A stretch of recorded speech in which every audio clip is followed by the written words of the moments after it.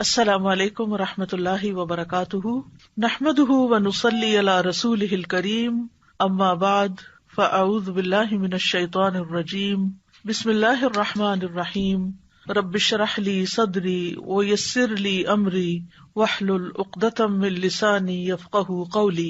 حدیث نمبر 98، بیماری اور شفا۔ بیماریاں دو طرح کی ہوتی ہیں، ایک روحانی اور ایک جسمانی۔ جہاں تک جسمانی بیماریوں کا تعلق ہے تو اللہ سبحانہ وتعالیٰ نے ان کے لیے زمین سے چیزیں پیدا کی جن میں انسان کے لیے شفا رکھی، اور جہاں تک روحانی بیماریوں کا تعلق ہے تو اللہ سبحانہ وتعالیٰ نے ان کی شفا کے لیے قرآن نازل کیا۔ بہرحال کوئی بیماری ایسی نہیں کہ جس کے لیے اللہ نے دوا نہ اتاری ہو۔ اسی سلسلے کی یہ حدیث ہے، ان ابی ہریرہ رضی اللہ عنہ عن النبی صلی اللہ علیہ وسلم قال ما انزل اللہ داء الا انزل له شفاء، کتاب الطب۔ ابو ہریرہ رضی اللہ عنہ نبی کریم صلی اللہ علیہ وسلم سے روایت کرتے ہیں، آپ صلی اللہ علیہ وسلم نے فرمایا، اللہ نے کوئی ایسی بیماری نہیں اتاری جس کی دوا نہ اتاری ہو۔ ما انزل اللہ داء، یعنی اللہ نے جو بھی کوئی بیماری پیدا کی ہے اس کے لیے شفا کا سبب بھی پیدا کیا ہے، یعنی جسمانی بیماریوں کے لیے بھی اور روحانی بیماریوں کے لیے بھی، یعنی کوئی بھی بیماری ایسی نہیں۔ ما انزل اللہ داء الا انزل له شفاء، مگر یہ کہ اس کی شفا بھی رکھی ہے اللہ نے۔ تو چونکہ اللہ سبحانہ وتعالی نے آسمانی اسباب کے ذریعے بیماری کی شفا کو پیدا کیا تو اس کے لیے اتارنے کا لفظ آیا ہے، انزلہ، اتارا۔ انزال کے کئی ایک معنی علماء نے یہاں پر کیے ہیں۔ ایک قول یہ ہے کہ اس کے اتارنے سے مراد یہ ہے کہ اللہ نے اپنے بندوں کو اس کے متعلق آگاہ کیا ہے، یعنی خبردار کیا ہے، بتایا ہے۔ ایک اور قول یہ ہے کہ رسول اللہ صلی اللہ علیہ وسلم نے ہر بیماری اور اس کے علاج کے متعلق عمومی طور پر خبر دی ہے، یعنی بیماری بھی ہے، اس کی بھی خبر دی، اور علاج بھی ہے۔ ایک قول یہ بھی ہے کہ ان دونوں کے اتارنے سے مراد ان کو پیدا کرنا ہے اور ان کا زمین میں رکھ دینا ہے، یعنی جیسا کہ حدیث میں اس خبر کی طرف اشارہ ہے کہ اللہ نے جو بیماری رکھی اس کے لیے علاج بھی رکھا، یعنی زمین پر رکھا۔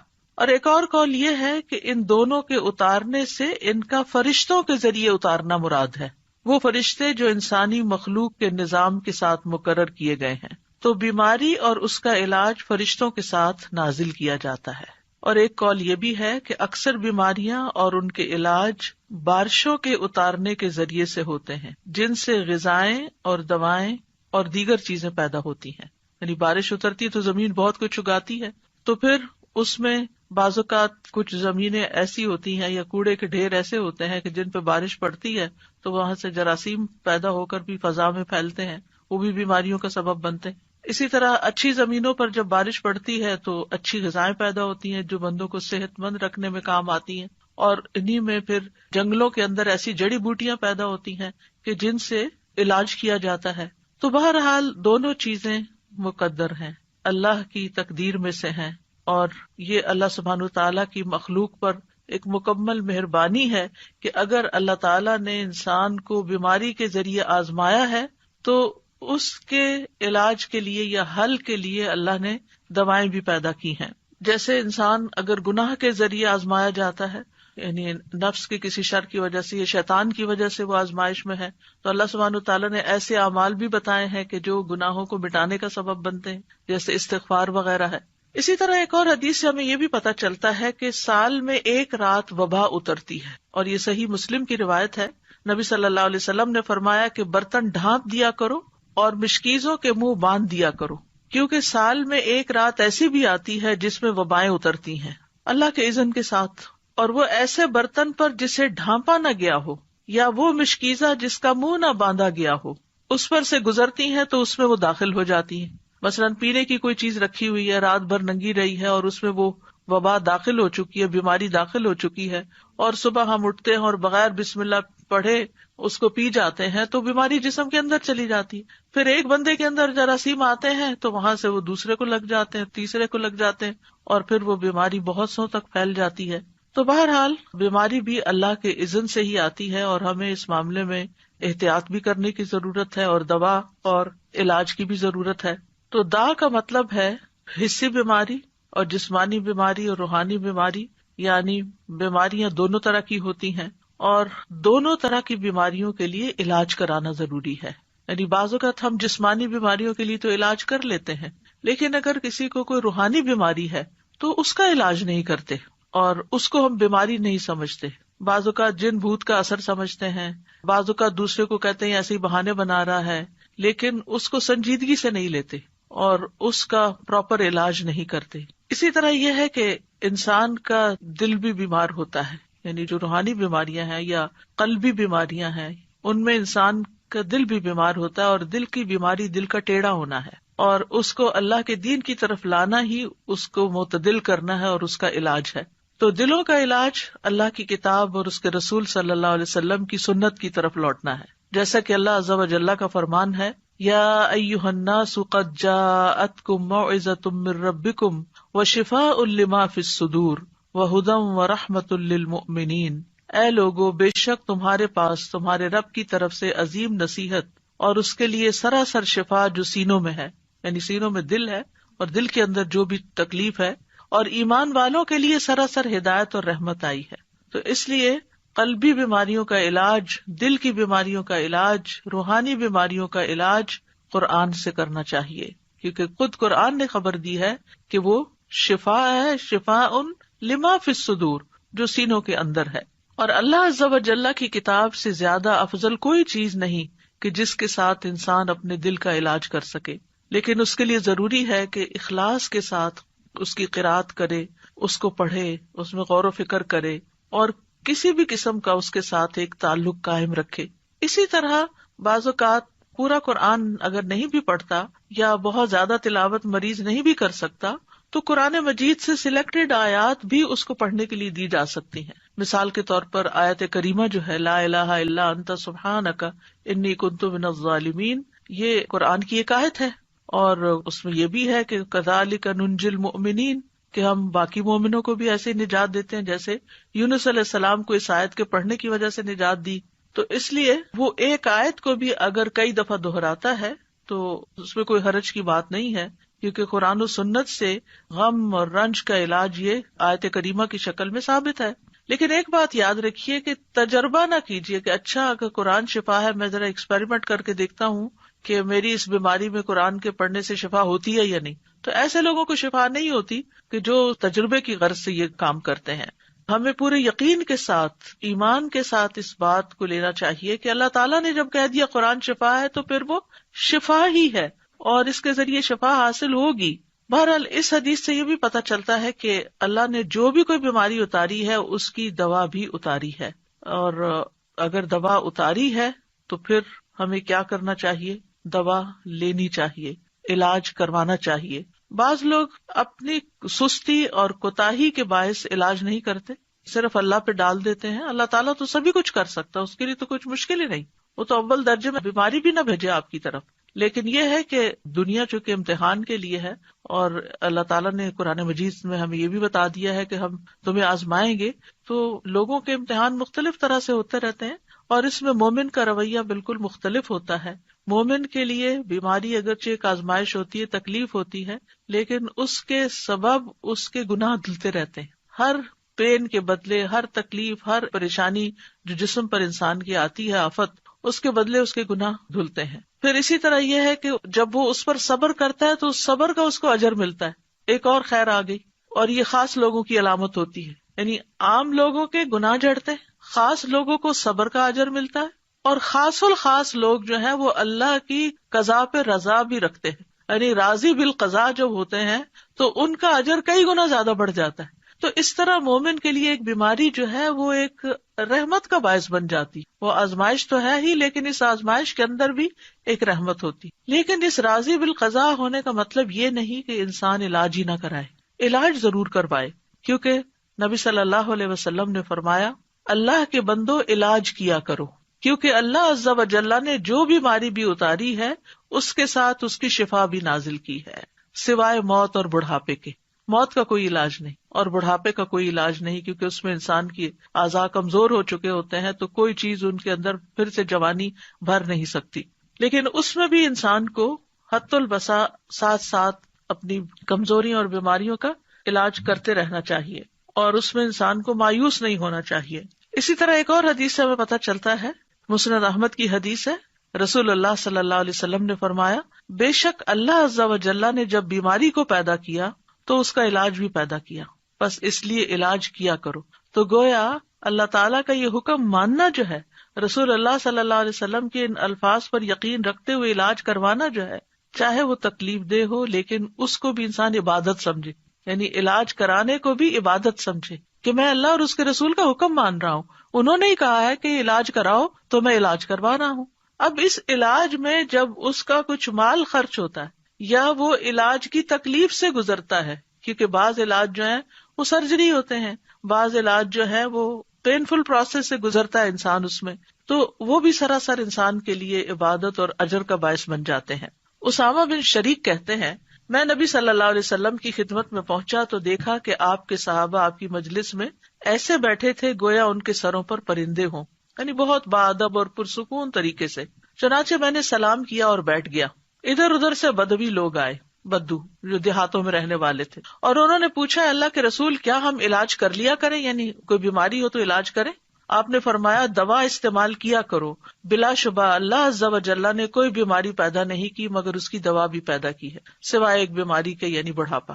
اچھا، بعض لوگ ہوتے ہیں وہ یہ کہتے ہیں کہ ہم نے آج تک کوئی دوا نہیں کھائی، اور اس میں بڑے فخر سے بتاتے ہیں ہمیں اگر کوئی بیماری ہو تو بس ہم صبر کر لیتے ہیں، بس دم درود سے کام لے لیتے ہیں اور بس ہمارے لیے وہی کافی ہو جاتا ہے۔ الحمدللہ یہ بھی اچھی بات ہے کہ آپ قرآن سے علاج کر لیتے ہیں اور کرنا چاہیے، لیکن اس کا یہ مطلب نہیں کہ کوئی اگر دوا کھا رہا ہے یا دوا کھانا کوئی بری بات ہے، کیونکہ نبی صلی اللہ علیہ وسلم نے کیا فرمایا ہے کہ دوا استعمال کیا کرو، تداوؤ، دوا استعمال کیا کرو۔ تو دوا کھانا جو ہے وہ کوئی غلط کام کرنا نہیں ہے، لیکن دوا سے شفا ملنا اللہ کے اذن سے ہے، دوا کے اندر شفا اللہ نے رکھی ہے، اللہ کے اذن سے شفا ہوتی۔ کوئی یہ نہیں کہہ سکتا کہ میں نے یہ چیز کھائی تو میں ٹھیک ہو گیا، نہیں، چیز نے ٹھیک نہیں کیا، اللہ کے اذن سے ٹھیک ہو گیا، کیونکہ اللہ کا اذن اس کو ہوا کہ اس بندے کے اندر یہ کیفیت پیدا کر دے، اس کی بیماری کی اصلاح کر دے، تو علاج ہو گیا، شفا ہو گئی۔ پھر اسی طرح آپ صلی اللہ علیہ وسلم نے فرمایا، علاج کروانا تقدیر کا حصہ ہے، اگر بیماری تقدیر سے ہے تو علاج بھی تقدیر سے ہے، اور یقیناً علاج اللہ تعالیٰ کے حکم سے ہی فائدہ دیتا ہے، علاج اللہ تعالیٰ کے حکم سے ہی فائدہ دیتا ہے۔ تو علاج کروانے کے کچھ اصول ہمارے دین نے ہمیں بتائے ہیں۔ نمبر 1 یہ کہ اللہ کو شافی مانا جائے، یعنی یہ یقین رکھا جائے کہ اللہ ہی شفا دیتا ہے۔ سورۃ الشعراء میں آتا ہے، وَإِذَا مَرِضْتُ فَهُوَ يَشْفِينِ، اور جب میں بیمار ہوتا ہوں تو وہی مجھے شفا دیتا ہے، شفا اللہ ہی کے ہاتھ میں ہے۔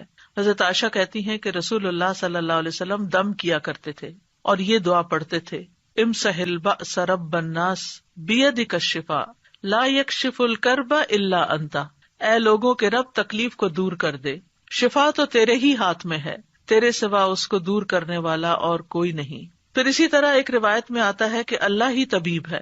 ابو رمثا سے مروی ہے، وہ کہتے ہیں کہ میرے والد نے رسول اللہ صلی اللہ علیہ وسلم سے عرض کیا کہ مجھے آپ اپنی وہ چیز دکھائیں جو آپ کی پشت پر ہے، یعنی وہ جو مہر نبوت تھی، کیونکہ میں طبیب ہوں۔ آپ نے فرمایا، طبیب تو اللہ ہے، بلکہ تو رفیق آدمی ہے، یعنی نرمی کرنے والا ہے، مریض کو تسکین دینے والا، دلاسا دینے والا ہے، اور بیماری کا اصل طبیب تو اللہ ہی ہے، شافی تو وہی ہے جس نے اسے پیدا کیا۔ حضرت ایوب علیہ السلام کی مثال ہمارے سامنے ہے کہ جب ان کی بیماری کو ایک طویل عرصہ گزر گیا تو بھی وہ مایوس نہیں ہوئے، دعا کرنے لگے، وَأَيُّوبَ إِذْ نَادَى رَبَّهُ أَنِّي مَسَّنِيَ الضُّرُّ وَأَنْتَ أَرْحَمُ الرَّاحِمِينَ فَاسْتَجَبْنَا لَهُ فَكَشَفْنَا مَا بِهِ مِنْ ضُرٍّ وَآتَيْنَاهُ أَهْلَهُ وَمِثْلَهُمْ مَعَهُمْ رَحْمَةً مِنْ عِنْدِنَا وَذِكْرَىٰ لِلْعَابِدِينَ۔ اور ایوب جب اس نے اپنے رب کو پکارا کہ بے شک مجھے تکلیف پہنچی ہے اور تو رحم کرنے والوں میں سب سے زیادہ رحم کرنے والا ہے، تو ہم نے اس کی دعا قبول کر لی، پس اسے جو بھی تکلیف تھی دور کر دی، اور اسے اس کے گھر والے اور ان کے ساتھ ان کی مثل اور عطا کر دیے، اپنے پاس سے رحمت کے لیے اور ان لوگوں کی یاد دہانی کے لیے جو عبادت کرنے والے ہیں۔ تو یہاں پر وہ کہتے ہیں وَأَنْتَ أَرْحَمُ الرَّاحِمِينَ، اللہ آپ ہی سب سے بڑھ کر رحم کرنے والے ہیں۔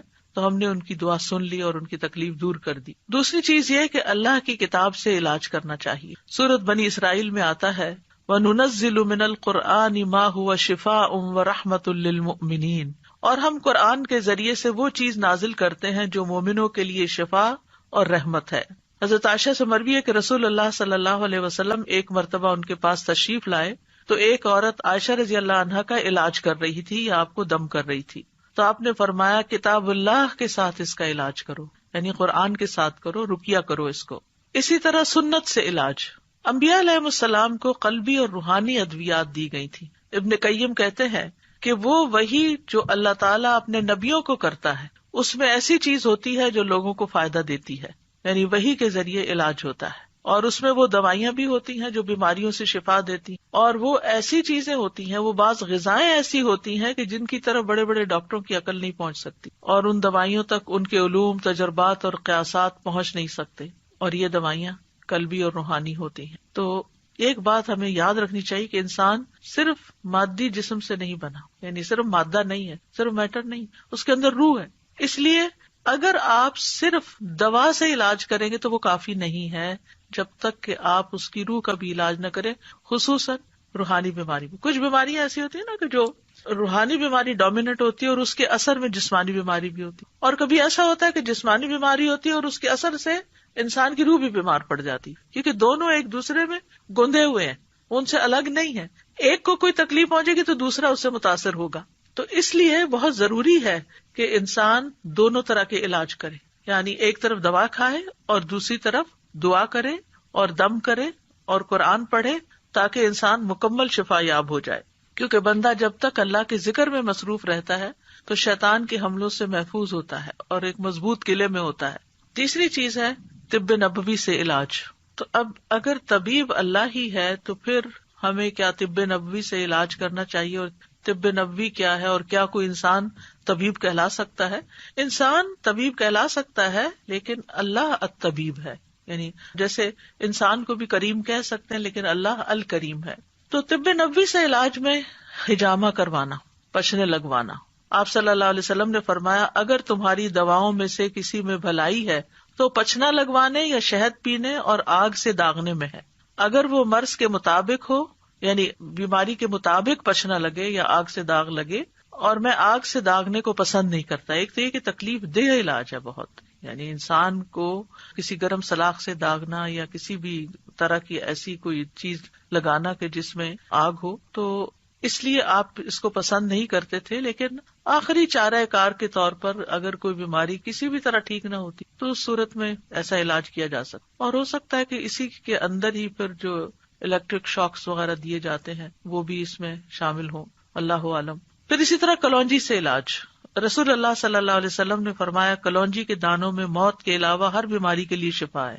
اگر کلونجی کے تیل پر شرعی دم کر کے مریض کے متاثرہ حصوں پر وہ تیل لگایا جائے اور کلونجی کے دانے جو ہیں وہ کھلائے جائیں تو حدیث میں کیا آتا ہے کہ موت کے علاوہ ہر بیماری کا علاج ہے. تو اس لیے ہر گھر میں کلونجی کے دانے بھی ہونے چاہیے اور اس کا تیل بھی ہونا چاہیے. اور اس میں یہ ہے کہ اگر جیسے آج کل کورونا کی بیماری ہے تو اس میں 2 کام کیے جا سکتے ہیں. ایک تو یہ کہ کلونجی کے بیج زبردست جراثیم کش ہیں، ان کی دھونی دینی چاہیے، یعنی گھر کو ڈس انفیکٹنٹ کرنے کے لیے جیسے بخور جلاتے ہیں تو اسی طرح کوئلے کے اوپر تھوڑے سے دانے ڈال کے ان کا دھواں جب نکلنے لگے تو اس کو گھر میں گھما دینا چاہیے. اس کے بارے میں یہ بھی کہا گیا ہے کہ یہ شیاطین کو بھگانے کا ذریعہ بھی ہے، یہ دھواں شیطانوں کو بہت تکلیف دیتا ہے تو وہ نکل جاتے ہیں. اور اگر ریپیٹڈلی ہوگا تو گھر سے جراثیم وغیرہ بھی نکلیں گے اور شیاطین بھی نکلیں گے اور انشاءاللہ باذن اللہ شفا ہوگی. دوسرا یہ ہے کہ لنگس کی بیماریوں میں اس کی بھاپ جو ہے وہ بہت فائدہ دینے والی چیز ہے. اسی طرح سر درد میں ناک کے اندر اس کے قطرے چند ڈالے جائیں دونوں طرف تو میگرین وغیرہ کو بہت فائدہ ہوتا ہے. اس کے اوپر تو بہت تفصیلی الگ ایک پورا لیکچر ہو سکتا ہے کہ کلونجی کس طرح استعمال کی جا سکتی ہے اور کس طرح فائدہ. لیکن یہ 2 چیزیں جو میں نے بتائی ہیں کہ اس کی دھونی دی جائے اور اس کی بھاپ لی جائے یہ غیر مضر ہیں. اور چند دانے جیسے چٹکی بھر دانے صبح کے وقت پانی کے ساتھ اگر کھا لیے جائیں، اور اگر صبح نہیں یاد رہے تو آپ کے ڈائننگ ٹیبل پر اگر کلونجی رکھی ہوئی ہے تو کھانے کے اوپر بازو کے جیسے آپ نمک چھڑکتے ہیں تو چٹکی بھر دانے، یعنی بہت زیادہ مقدار میں نہیں، کیونکہ پھر ایسا نہ ہو کہ اس کا کوئی ری ایکشن ہو. اسی طرح یہ کہ اگر گلے میں خراش وغیرہ ہے تو کلونجی کا تیل اگر رکھا ہوا ہے تو چند قطرے زبان پہ ٹپکا کے آہستہ آہستہ گلے سے گزارے جائیں. تو یہ چونکہ جراثیم کش ہے تو گلے کے اندر کے جراثیم، اسی طرح ناک کے اندر کے جراثیم، کیونکہ گلے کی بیماریوں میں بھی ناک میں ڈالنا سب سے زیادہ مفید ہے. اگر تھوڑا سا کڑوا لگتا ہے، تکلیف سے محسوس ہوتی ہے، لیکن یہ کہ اس میں فوری طور پر انسان کو ریلیف ملتا ہے اور بہت جلد گلے کی بیماریاں وغیرہ جو ہیں یہ ٹھیک ہوتی ہیں. اور اگر پھیپڑوں تک نمونیا وغیرہ ہو گیا ہے تو بارہا اگر بھاپ دی جائے اس کی تو بہت فائدہ مند ہے. وکس وغیرہ جو ہے یعنی کہ ایسی چیز ہے کہ جس کے بخارات پھیپڑوں میں جا کے جم بھی سکتے ہیں، لیکن کلونجی جو ہے وہ مضر نہیں ہے. پھر اسی طرح یہ ہے کہ شہد فائدہ مند ہے. قرآن مجید میں آتا ہے یخرج من بطونها شراب مختلف الوانه فیہ شفاء للناس. اس مکھی میں سے رنگ برنگ کا شربت نکلتا ہے جس میں لوگوں کے لیے شفا ہے. یعنی شہد جو ہے وہ فائدے کی چیز ہے. شہد اگر آپ مہینے میں کم از کم 3 دن خالی پیٹ اس کا چمچ لے لیں صبح یا 1 گھونٹ بھر لیں تو یہ پریونٹیو کیور بھی ہے، یعنی بہت سی بیماریاں لگنے سے انسان محفوظ رہتا ہے. اور اسی طرح نبی صلی اللہ علیہ وسلم پانی میں شہد ملا کر پیا کرتے تھے، ایک بہترین ڈرنک بن جاتا ہے. لیکن بہت ابلتے پانی میں اس کی پراپرٹیز ضائع ہو جاتی ہیں، اس لیے گرم پانی کی بجائے اگر ٹھنڈے پانی میں استعمال کیا جائے تو بہتر ہے. اور خصوصاً اگر موسم ٹھنڈا نہ ہو تو پھر روم ٹیمپریچر پر جو پانی ہے اسی کے اندر شہد ملا کر پینا زیادہ فائدہ مند ہے. پھر آب زمزم، رسول اللہ صلی اللہ علیہ وسلم نے فرمایا زمزم کا پانی اس مقصد کے لیے ہے جس کے لیے وہ پیا جائے. اگر آپ شفا کی نیت سے پیئیں گے تو شفا ہے، غذا کی نیت سے پیئیں گے تو غذا ہے، پیاس بجھانے کی نیت سے پیئیں گے تو پیاس بجھے گی انشاءاللہ. پھر اسی طرح عود ہندی یعنی جس سے کست الہندی کہتے ہیں اس میں بھی شفا ہے. صحیح بخاری کی روایت ہے، ام قیس رضی اللہ عنہا سے مروی ہے، وہ کہتی ہیں کہ میں اپنے ایک لڑکے کو لے کر رسول اللہ صلی اللہ علیہ وسلم کی خدمت میں حاضر ہوئی.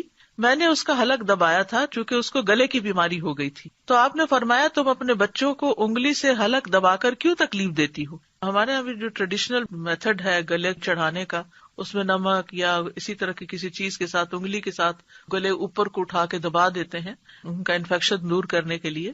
تو آپ صلی اللہ علیہ وسلم نے اسے منع کیا اور فرمایا یہ عود ہندی لو، اس میں 7 بیماریوں کی شفا ہے. سبحان اللہ. ان میں ایک ذات الجم پسلی کا ورم بھی ہے یعنی نمونیا بھی ہے. تو آج کل کورونا وائرس میں جیسے پھیپڑوں پر ہی سارا اثر چلا جاتا ہے، بیماری زیادہ تکلیف دہ ہو جاتی ہے، تو اس میں کست الہندی جو ہے اور کست البحری یہ فائدہ مند ہے. اگر حلق کی بیماری ہو تو اس کو ناک میں ڈالو، اور اگر ذات الجنب ہو یعنی نمونیا ہو، ذات الجنب عربی میں کہتے ہیں اس کو، تو حلق میں ڈالو یعنی اس کو پیو. اور اس کے لیے بھی یہ ہے کہ گرم پانی میں اگر تھوڑی دیر کے لیے اس کو بھگو کے رکھ دیا جائے، ایک چھوٹی چمچ جو ہے اس کو 1 کپ پانی میں، اور پھر جب وہ اچھی طرح اس کے پانی میں اثرات آ جائیں تو اس کو چائے کی طرح سپ سپ کر کے یا قہوے کی طرح پی لیا جائے تو یہ بھی بہت جلد فائدہ دیتی ہے. جہاں یہ مسنون علاج ہے، طب نبوی ہے یعنی علاج کرنے کا کہا گیا ہے، وہاں یہ ہے کہ ممنوع علاج سے بھی بچنا چاہیے. اور ممنوع علاج کیا ہے؟ غیر شرعی اور شرکیہ طریقے سے علاج، یعنی شرکیہ دم یا تعویذ وغیرہ. عبداللہ بن مسعود اپنی بیوی کے پاس داخل ہوئے تو دیکھا کہ اس نے خسرہ کی بیماری کی وجہ سے تعویذ پہنا ہوا تھا. ان کی وائف نے تعویذ لٹکایا ہوا تھا خسرہ کی بیماری سے نکلنے کے لیے. تو آپ نے اسے سختی سے کاٹ دیا اور کہا بے شک عبداللہ کی آل شرک سے بیزار ہے. اور کہا ہم نے رسول اللہ صلی اللہ علیہ وسلم سے یہ بات بھی یاد کی ہے کہ بلا شبہ جھاڑ پھونک، تعویذ اور حب کے اعمال شرک ہیں. یہاں پر اس کا یہ مطلب نہیں کہ دم کرنا منع ہے یا رقیہ منع ہے، شرکیہ جھاڑ پھونک منع ہے. یعنی ان الرقا والتمائم والطولہ شرکن، یعنی اس سے مراد وہ کلمات ہیں جو حرام ہیں، لیکن دوسری طرف جائز اور شرعی دم بھی ہیں. عوف بن مالک کہتے ہیں ہم زمانے جاہلیت میں دم کیا کرتے تھے. ہم نے عرض کیا اللہ کے رسول اس کے بارے میں آپ کا کیا خیال ہے؟ آپ نے فرمایا اپنے دم کے کلمات میرے سامنے پیش کرو، دم میں کوئی حرج نہیں جب تک اس میں شرک نہ ہو. اچھا، یہ جو بات ہے نا کہ لا بأس بالرقى ما لم يكن فيه شرک، اب یہ قرآن کی آیات تو نہیں تھی نا دور جاہلیت میں. تو آپ نے پوچھا کہ مجھے دکھاؤ کہ کون سا دم کرتے تھے، بتاؤ مجھے. آپ نے فرمایا کہ اگر شرکی الفاظ نہیں تو دم ٹھیک ہے. اس سے ایک بڑی اہم بات پتہ چلتی ہے. بعض لوگ اس بات میں بہت فس کریٹ کر دیتے ہیں کہ یہ کوئی مسنون طریقہ نہیں دم کا، اور آپ کو یہ کس نے کہا کہ یہ آیت 10 دفعہ پڑھ کے دم کریں تو ٹھیک ہو جائیں گے. تو آیت پڑھنے میں تو کوئی حرج ہی نہیں ہے. یعنی جیسے کسی کو منزل نام کی کتابچہ بھی ہوتا ہے، یا اسی طرح رقیہ جس میں قرآن کی مختلف آیات اکٹھی کی گئی ہیں، ان کو جب پڑھا جاتا ہے تو لوگ پوچھنا شروع ہو جاتے ہیں یہ کہاں لکھا ہوا ہے کہ یہ آیت بھی پڑھی جائے اور یہ آیت بھی پڑھی جائے. تو اس موقع پر یہ حدیث یاد کر لی جائے کہ اگر کوئی شرکیہ چیز نہیں ہے اور قرآن تو قرآن ہے، اس میں تو سوال ہی پیدا نہیں ہوتا، لیکن عام جب ہم دعائیں کرتے ہیں تو ان میں بھی اگر کوئی شرکیہ طریقہ نہیں ہے تو وہ دعا بھی فائدہ دے گی انشاءاللہ، اور مسنون دم بھی، اور قرآن پاک کی آیات پڑھ کر دم کرنا وہ بھی فائدہ دے گا. بعض لوگوں کو اللہ سبحانہ تعالیٰ نے بہت حکمت دی ہوتی ہے اور وہ قرآن کی آیات سے ایسے میننگ نکال لیتے ہیں کہ جس سے واقعی لوگوں کو فائدہ بھی پہنچتا ہے.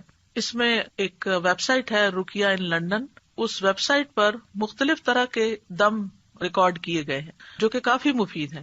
مثال کے طور پر اگر کسی کے پاؤں میں کوئی تکلیف ہے تو انہوں نے کیا کیا ہے کہ پاؤں سے متعلق جو آیات ہیں ان کو اکٹھا کر کے ان کو ایک رقیہ بنا دیا. اسی طرح اگر دل میں کوئی تکلیف ہے تو دل کی آیات، یا اسی طرح اور جن اعضاء سے متعلق کوئی تکلیف ہے تو اس سے ملتے جلتے آیات جو ہیں وہ اکٹھی کر کے ان کا رقیہ بنا دیا گیا ہے. تو اس میں کوئی حرج کی بات نہیں ہے، اس میں کوئی لڑائی جھگڑے اور بحث مباحثے کی بات نہیں ہے کہ کیا نبی صلی اللہ علیہ وسلم ایسا کیا کرتے تھے. نبی صلی اللہ علیہ وسلم نے ہر چیز نہیں کی، کیونکہ آپ نے اصول دے دیے ہمیں. کچھ چیزیں تو آپ نے کی ہیں، وہ تو ہمارے لیے بہت ہی اوتھینٹک اور یقینی چیزیں ہیں، لیکن کچھ چیزیں ایسی بھی ہیں کہ جو آپ نے ان کی حدود بتا دی ہیں. جیسے اس حدیث میں حد بتا دی کہ تم میرے سامنے اپنے دم کے کلمات پیش کرو، یعنی وہ دم جو دور جاہلیت میں تم کرتے تھے، اگر وہ فائدہ مند تھا تمہارے لیے تو آج بھی اس کو استعمال کر سکتے ہو. فرمایا کہ دم میں کوئی حرج نہیں جب تک اس میں شرک نہ ہو. تو اگر شرک پر مبنی ہو یا ایسے الفاظ پر جو سمجھ نہ آ رہے ہوں، بعض لوگ تعویذ لکھے ہوئے ہوتے ہیں اور اس میں ایسے ایسے لفظ لکھے ہوتے ہیں کہ جو سمجھ ہی نہیں آتے، یا نمبرز لکھے ہوئے ہوتے ہیں، تو وہ استعمال نہیں کرنے چاہیے، کیونکہ ان کا نہیں پتا کہ اس میں شیطانوں کو پکارا گیا ہے یا نعوذ باللہ اللہ کے ساتھ کسی اور الہ کو پکارا گیا ہے. تو ایسی چیزوں سے انسان کو دور رہنا چاہیے. جہاں تک قرآن اور اذکار اور جائز دعاؤں کے ساتھ دم کرنا ہے تو ان میں کوئی حرج کی بات نہیں ہے. اور اسی طرح اللہ کے کلام، یعنی پچھلی ایک حدیث میں عبداللہ بن مسعود والی میں نے کہ جھاڑ پھونک منع ہے، لیکن اللہ کے کلام کے ساتھ پھونک مار کر دم کرنا جائز ہے. مثلاً سورۃ فاتحہ پڑھ کر پھونک ماری جا سکتی ہے.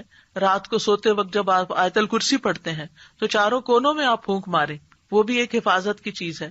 اسی طرح نبی صلی اللہ علیہ وسلم اپنے ہاتھوں میں معوذتین اور قل ھو اللہ پڑھ کر دم کرتے تھے، اور رات کو جہاں جہاں تک آپ کا ہاتھ جاتا تھا خود اپنے اوپر دم کرتے تھے اور اپنے آپ کو جاڑتے تھے. حضرت عائشہ کہتی ہیں کہ نبی صلی اللہ علیہ وسلم اپنی مرض وفات میں خود پر معوذات پڑھ کر دم کرتے تھے. پھر جب آپ زیادہ بیمار ہو گئے تو میں یہ صورتیں پڑھ کر آپ کو دم کرتی تھی، اور برکت کے لیے آپ کا ہی ہاتھ آپ کے جسم پر پھیرتی تھی، یعنی اپنا ہاتھ نہیں پھیرتی تھی، آپ کا ہاتھ پھیرتی. تو اس سے پتہ چلتا ہے کہ ہاتھ پھیر کر جھاڑنا مریض کو اور دم کرنا جو ہے یہ جائز ہے. معمر کہتے ہیں میں نے امام زہری سے پوچھا کہ آپ صلی اللہ علیہ وسلم کس طرح دم کیا کرتے تھے. انہوں نے بتایا آپ دم کر کے اپنے دونوں ہاتھوں پر پھونک مارتے، پھر انہیں اپنے چہرے پر پھیر لیتے، اور پھر اس کے بعد یہ کہ باقی جسم کے اوپر بھی جہاں جہاں تک ہاتھ پہنچتا. تو اس حدیث میں دلیل ہے کہ اللہ کے کلام کے ساتھ دم کرنا اور پھونک مارنا یہ جائز ہے. اور نووی کہتے ہیں کہ اس میں دلیل ہے کہ دم میں لعاب ملی پھونک مارنا مستحب ہے، اس کو جھاڑنا کہتے ہیں، یعنی اس طرح پھونک مارنا کے بیچ میں سے منہ سے ڈراپلیٹس بھی تھوڑی تھوڑی نکلیں. اور حب کے اعمال کیا ہوتے ہیں عبداللہ بن مسعود کی حدیث میں جس سے منع کیا گیا ہے، یہ اصل میں جادو کی ایک قسم ہوتی ہے. اس کے ذریعے سے عورت کو اپنے شوہر کا محبوب بنایا جاتا ہے یا شوہر کو اپنی بیوی کا محبوب بنایا جاتا ہے. تو یہ درست نہیں ہے، یعنی ایسے کوئی کلام لینا یا ایسی چیزیں لینا کہ جس سے اس طرح کی چیز کی جائے کہ شوہر کی ساری توجہ میری طرف ہو جائے، جیسے سوکنے وغیرہ ہوتی ہیں یا اور، تو یہ طریقہ درست نہیں. رسول اللہ صلی اللہ علیہ وسلم نے فرمایا جس نے حرام چیز کے ساتھ علاج کیا اللہ اس کے لیے اس میں شفا نہیں بنائے گا. تو اس لیے شراب یا شراب سے بنی ہوئی چیزیں جو ہیں ان سے علاج نہیں کرنا چاہیے. حرام ادویات کا استعمال بھی نہیں ہونا چاہیے، آپ نے اس سے منع کیا ہے کہ وہ علاج نہیں بیماری ہے. یہ جو دم وغیرہ بتائے ہیں میں نے، اس کے لیے ویب سائٹ پر آن لائن آرڈرز پلیس کر سکتے ہیں. آیات شفا جو ہیں پرنٹڈ شکل میں موجود ہیں اور بک سٹور پر بھی موجود ہیں. الہدا کے جہاں بھی برانچز ہیں، چاہے کینیڈا میں ہے یا لندن میں ہے یا یو ایس میں ہے یا پاکستان میں جو مختلف شہروں میں ہے، ان سب جگہوں پر یہ پروڈکٹس جو ہوتی ہیں وہ اویلیبل ہوتی ہیں، اور ویب سائٹ کے اوپر بھی اس طرح کی چیزیں موجود ہیں. تو جو لوگ آج کل بیماری کے لیے پریشان ہیں، اور ویسے بھی بیماری صرف آج کل ہی تو نہیں آئی، بیماری تو ہمیشہ ہی دنیا میں موجود رہی ہے، تو پریونٹیو میتھڈز بھی استعمال کرنے چاہیے، اور اس کے ساتھ اگر کوئی بیمار ہو جائے تو ان مصنوعی چیزوں سے علاج کرنا چاہیے. اور یہ مصنوعی چیزیں جو ہر گھر میں موجود ہونی چاہیے، کہ تھوڑا سا بھی اگر بیماری کا آغاز ہوا ہے تو فوراً ہی اس کو پکڑ لیا جائے.